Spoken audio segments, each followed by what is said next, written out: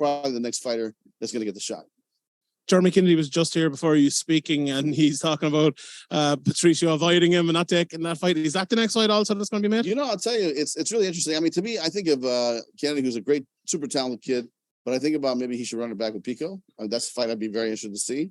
I can think of 2 or 3 other guys, but everybody wants Pitbull, you know, but we'll see. I mean, I'm going to have to talk to Pitbull, see if he's interested in the fight.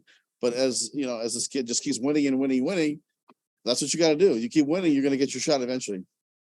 I suppose the 3 biggest receptions of the night were for Pedro Carvalho, Peter Queally, and then Brian Moore, who had a good win on the undercard. Mm-hmm. Brian Moore, and he was the only one who got the win as well out of those 3. Mm-hmm. Next, he called out Higo again. He wants that fight. The last time you agreed to, is that a fight that's going to happen next? And are you going to push Brian Moore up the card a bit? Yeah, I mean, listen, I think he definitely deserves it. And, you know, we'll talk to Higo because it takes 2 to make the fight, right? So we'll see if there's interest on that side, and we'd love to put it together. I mean, you know, Higo was going to fight, I think, James Gallagher soon, and James got injured, couldn't do the fight. But to me, that fight would be amazing. It'd be a lot of fun to watch. The last time we were here, Sinead Kavanagh beat Leah McCourt, and you announced that she'd be fighting Chris Cyborg next. Mm-hmm. She's won again here tonight. Is she next in line? Is it going to be Leah versus Ngannou? What's your thinking on that one? Yeah, I mean, listen, Kat is going to fight with Leah in end of March, so we got to wait another month. But, you know, I think that fight will have title implications for sure.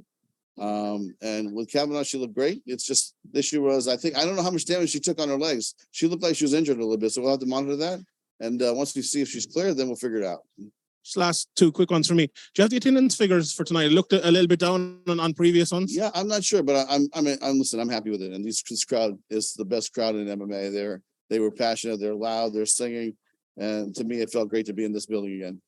You've announced the date of September 23rd, if I'm not mistaken, for the next card. Mm-hmm. What do you envisage for that one? Because for the last maybe 5 years or so, it's been Bellator and nothing but Bellator in this arena. Now we have 2 Cage Warriors cards coming up. We have a PFL card coming up as well. The more competition that comes here, is that an issue for Bellator, or is it something that you're going to make it bring? Listen, we're doing our thing. We have a great, successful track record here. I say good luck to the other companies, and let's see how you perform. Carl Moore is another one who had a good performance tonight, and another person who was promised a ranked opponent in his next fight. Is he somebody who you could see as well getting a ranked opponent in his next one? Yeah, like I said, you know, anytime we have a fight like this and a fight card like this, we always like to go back home, reshuffle the deck.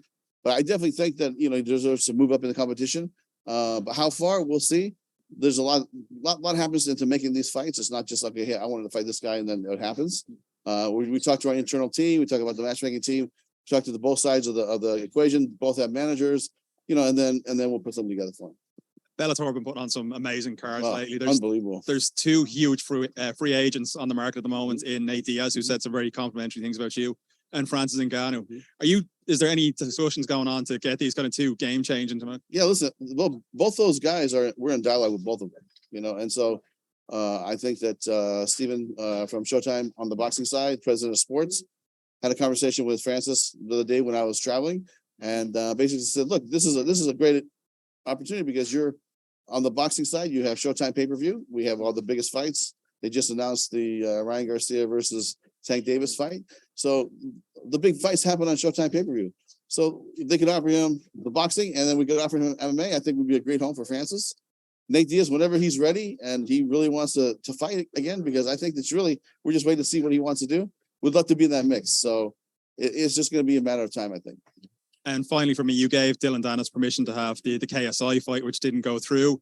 Has there been any discussions with him about having a fight? And at a certain point, do you think, you know, it's kind of damaging the Bellator brand being associated with him? Dillon? With Dillon Danis. Yeah. Listen, that's a tough one because, you know, we had such high hopes for that kid. And, you know, I think that we're going to have a serious conversation with him when I get back.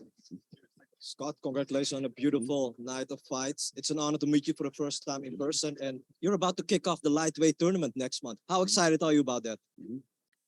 Listen, I think that Chael said it best at the press conference in Los Angeles. This is not, because I thought, you know, this is probably one of the best lightweight tournaments in the history of the sport, right? Chael said, no, you're wrong. This is one of the best tournaments in the sport ever. And he knows, and I looked it up and I said, man, there's a gauntlet of killers in here. And if you look at the fight starting with March 10th, Usman fighting Benson, Shabli versus Masayev, and then we go to AJ McKee fighting Pitbull, and Barnaway fighting Brent Primus. And that is a tremendous lineup. And I'm really looking forward to it. That's going to be a great year for us. I think that we've been on a roll. We've been putting out some great fights all over the world, and we're going to continue doing it. I think this is the best roster we've ever had. And if you look at the 205-pound weight class, I think we have the best fighter in the world. 185, we have the best fighter in the world. 170, we have the best fighter in the world.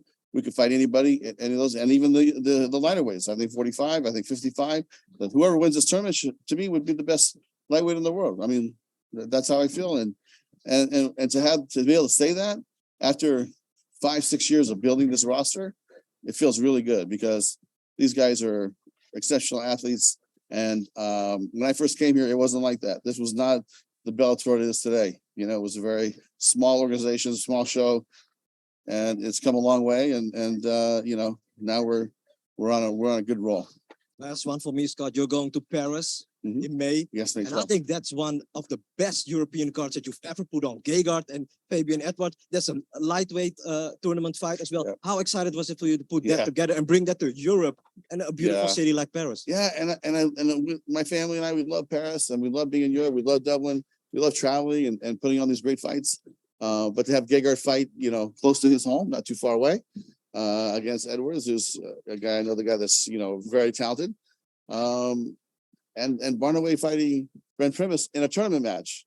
So we're gonna wait, you know, to have that match, and it's gonna be one tournament. So whoever wins the Usman Nurmagomedov fight against Benson Henderson will fight the winner of Barnaway fighting Primus. So that second fight, whoever it is going to be amazing. And on the other side, this bracket, and that's why these guys get paid well all year long. They get their regular pay, and then we give them $1 million bonus on top of that. And the reason why is because it's such a gauntlet of great athletes, and this is a very tough tournament. This is probably our toughest tournament we put together so far. Thanks. Thank you, guys.